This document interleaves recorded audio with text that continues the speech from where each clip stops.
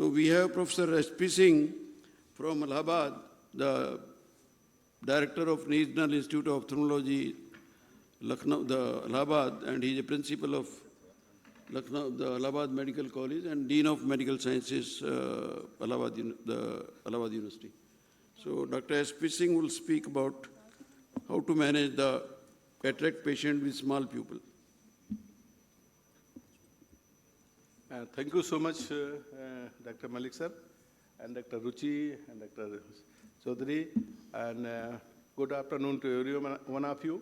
And this session is definitely, as Dr. Ruchi already said, that there are certain situations in which SICS sometimes is better to manage. But the definitely, of course, the FECO and the SICS both are, especially if the high volume surgery needed, especially to cover the backlog and the institution. So everybody should learn everything, not only to FECO. You have to sometime it needs the FECO may needs to conversion into the SICS. So the basic principle everybody should know and should learn. I am just going to speak on this SICS in small people. Earlier in the morning session, I had also the session on small people, but in this session, I have some, I'm going to display some other cases I'm going to repeat. So some difficult cases.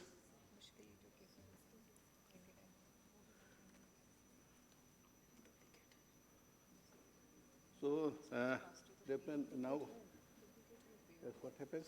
Abhi to aa raha na.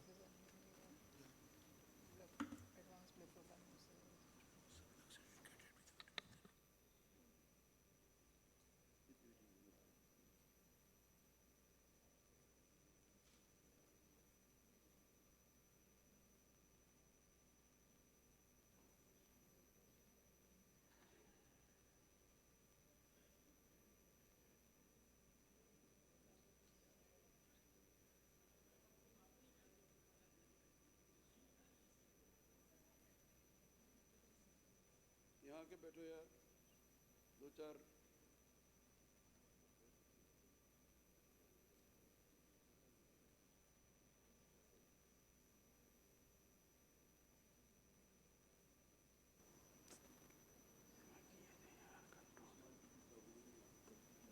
अभी accessibility में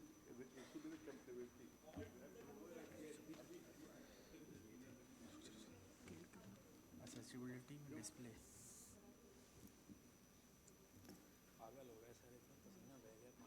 पीछे है control centre मिलके ही ना दे seven कहीं लिखा ही नहीं है इन्होंने ढूंढना इसको जैसा डिफिकल्ट यार नहीं लिखे तो कहीं इंसिग्निया लगाया ही नहीं साथ नंबर मैं हेल्प वाला भी नहीं आता वो भी नहीं आता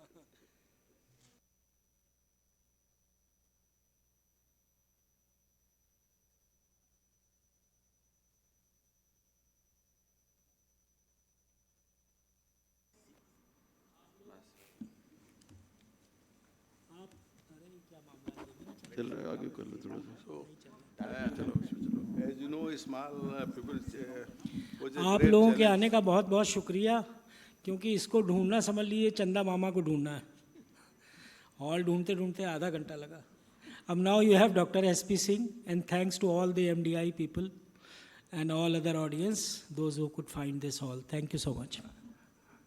Thank you so much. So I'm going to speak on the management SICS in small people. Small people usually pose a great challenge to the ophthalmologist because of, and certain situations there is visibility is very less and very difficult to dilate the pupil where there are different devices by which you can successfully do the surgery. So I'm going to show some of the videos of different situations, different cases.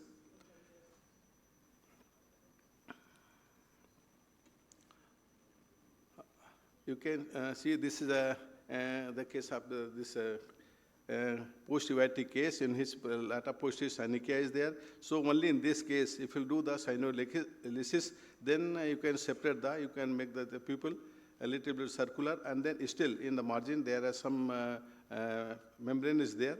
So in this case, if you use any expanding devices, the pupil may damage. So I just educated my own technique, pull and push method, so that the the iris are pushed in one particular quadrant and expose one particular area. Then where you are going to work like this, in this case, I'm just stretching the pupil and pulling the pupil in one particular quadrant, and then I am going to make the larger size rather than over the size of the pupil. And then even the small pupil, how you can remove, that is bimanual technique, in which lift the nucleus pole at one point and then slightly rotate it. By rotational movement, you can bring in such a small pupil, the large nucleus can be delivered very easily, and the rest of the fusor you can see, you can wash the cortex, and then IOL can be implanted well in this small pupil. Again, see, this is again this small pupil having lot of posterior synechiae along the pupillary membrane. Then you have to cut the pupillary membrane along the border of this pupil with the help of micro scissors all around. And if you don't cut, what happens if you stay in this condition? Then definitely the pupil may become irregular and then may remain as such in the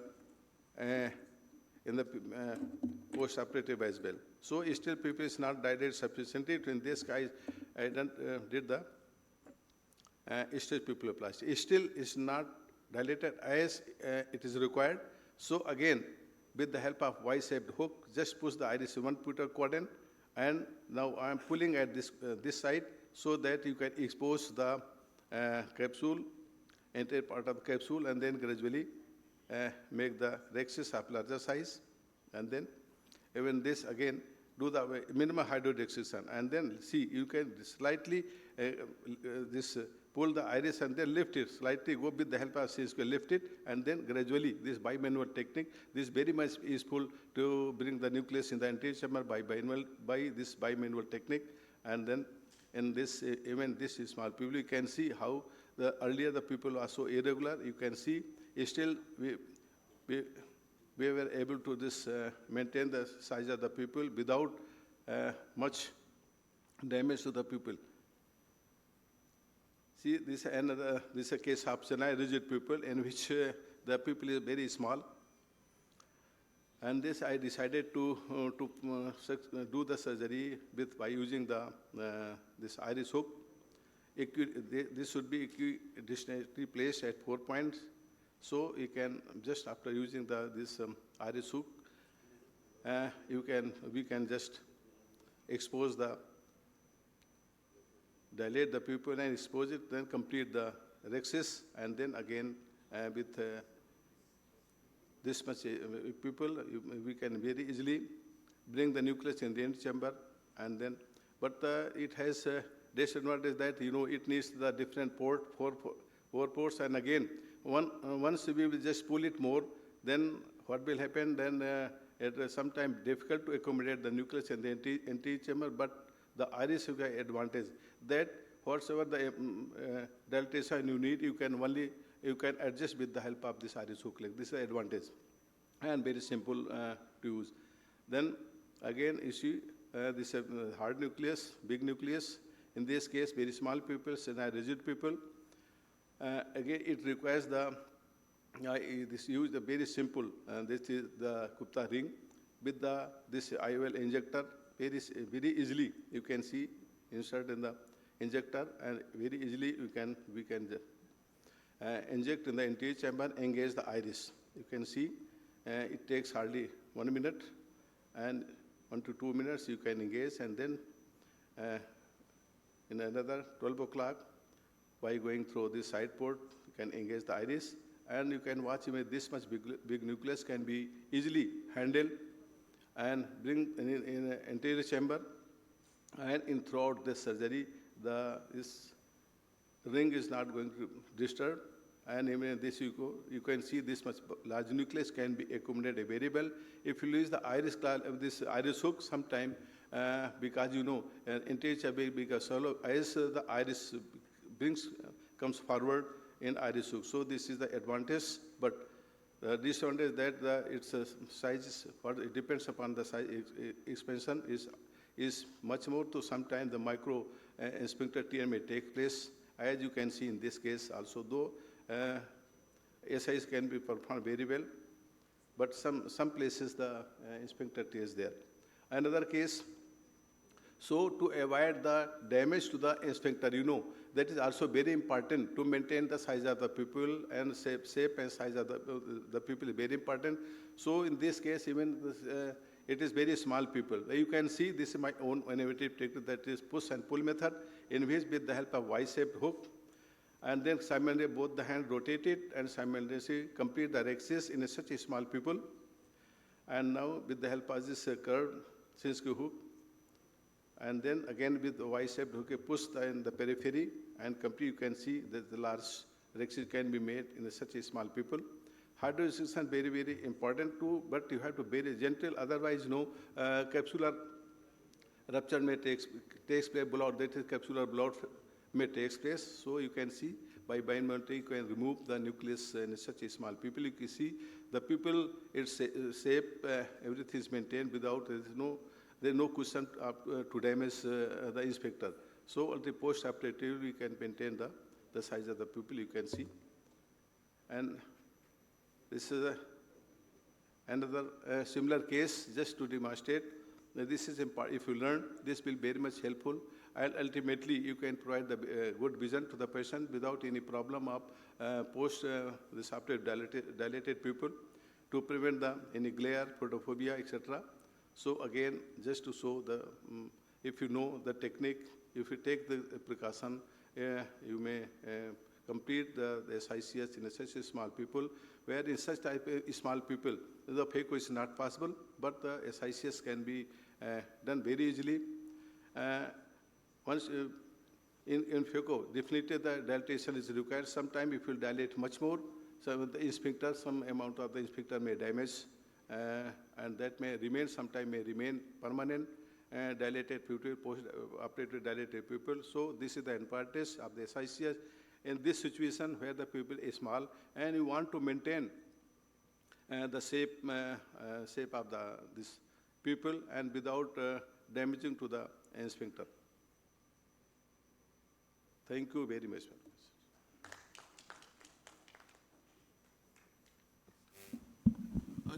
Professor Singh, sometime when it is really that difficult, is it advisable that, like I do broad aortectomy on the upper part, little kind of a figure, keyhole type, You are right, sir. and remove the lens and then suture it? Definitely, the removal of the nucleus without damage to the capsule is very, very important. So we have to, if you want to prevent this kind of further complication, then keyhole aortectomy is very important. And then, the iris can be repaired, reconstruct people. The pupiloplasty can be done very easily with Sipson-Knot technique or the Dr. Amar Gawal innovative, that is a single pass ortho, so that can be done. So Any knot will do. 1 or 2 knots in the iris will make it round, and then you will get quite a bit space to remove the nucleus. In fact, so without struggling, you will get. Another option. Definitely, there are so many options. Iris surgery, different kind of iris surgery can be performed to dilate it. Thank you very much. Thank you so much. Thank you so much. So you learnt about the small incision, the surgery when you have a small pupil, then can be dealt. Dr.